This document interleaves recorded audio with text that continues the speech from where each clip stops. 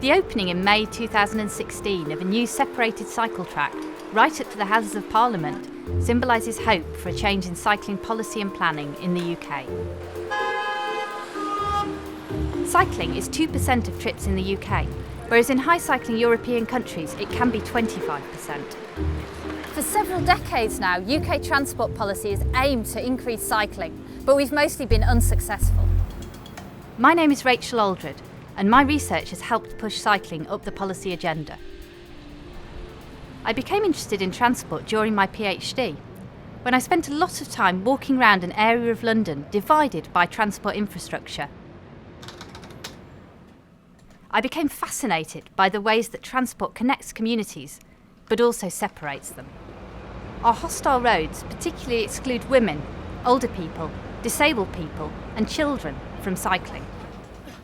My research has sought to understand why we've largely failed to increase and diversify cycling, and to contribute to changing this. Historically, cycling policy has focused on encouraging people to cycle, rather than changing a road environment that's frequently scary and intimidating.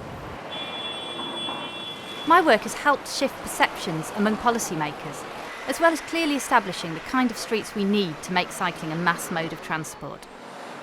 It's contributed to the appearance for the first time of high-quality cycling infrastructure in London and other parts of the UK, with proper provision for cycling as a grown-up mode of transport.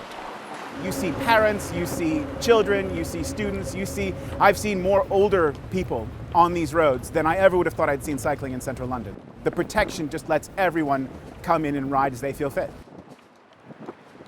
ESRC funding for the Cycling Cultures Research Project was crucial for this impact. As part of this research, I've established networks with policymakers and practitioners and regularly work with transport authorities across the UK.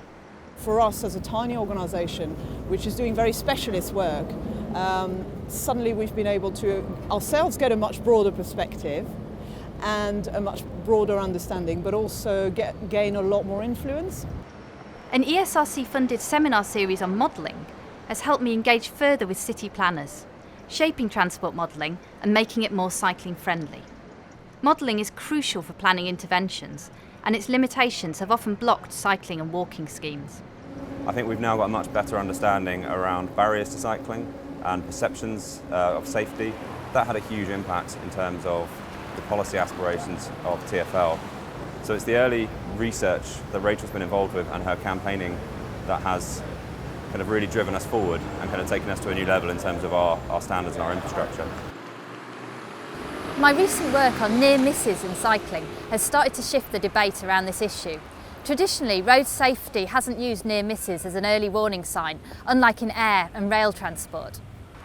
Now, police services are starting to collect and analyse data on near misses, which are used to target enforcement activities and plan infrastructure changes. Generally, I'm keen to link cycling to livable cities and neighbourhoods. As a human-scale mode of transport, cycling, like walking, should be part of transforming our cities for people.